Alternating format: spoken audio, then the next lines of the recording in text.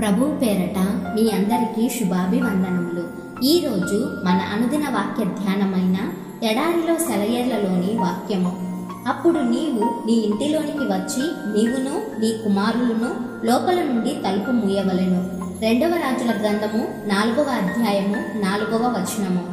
వాళ్ళు ప్రకృతి సిద్ధమైన సూత్రాలకి, మానవ ప్రభుత్వాలకి, సంఘానికి, యాజకత్వానికి, చివరికి ఎలీషా ప్రవక్తకి కూడా అతీతమైన అద్భుత కార్యం కోసం ఎదురు చూస్తున్నారు. గనుక దేవునితో ఒంటరిగానే ఉండాలి, మరెవరు వాళ్లతో ఉండకూడదు.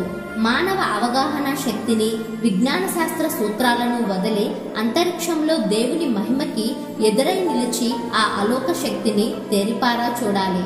దేవునితో వ్యవహారాలు పెట్టుకోవాలంటే ఏ పద్ధతి అనుసరించాలో ఇక్కడ మనకి కనిపిస్తున్నది.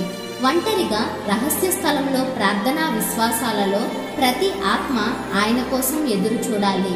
కొన్ని సమయాల్లో, కొన్ని ప్రదేశాల్లో దేవుడు మన చుట్టూ ఒక అనిర్వచనీయమైన గోడ కడతాడు. మనకి ఉన్న ఆధారాలన్నింటినీ పడగొడతాడు. సాధారణంగా మనం పనులు చేసే పరిస్థితులను, విధానాలను నిరర్ధకం చేస్తాడు. మనకు అర్థం కాని దివ్య వాతావరణంలో బంధిస్తాడు. అది మనకి ఇంతకు ముందు అనుభవం కానిది, క్రొత్తది. మనకి ఇంతవరకు అలవాటైన అనుభవాల చట్రంలో ఎమడనిది. ఈ క్రొత్త అనుభవంలో అయితే ముందేం జరగనున్నదో మనకి తెలియదు. మన జీవితం అనే వస్త్రాన్ని దేవుడు తన స్వరూపం వచ్చేలా కత్తిరిస్తాడు. చాలా మంది భక్తిగల మనుషులు కూడా ఒక రకమైన గానుగెద్దు జీవితం గడుపుతుంటారు. ప్రతిరోజు అదే జీవితం. ముందు ఏమి జరగనున్నదో అనే సందేహం ఉండదు. కానీ దేవుడు నడిపించే ఆత్మలైతే ఎన్నెన్నో ప్రత్యేకమైన ఊహల కందని అనుభవాల్లోకి వెళుతూ ఉంటాయి.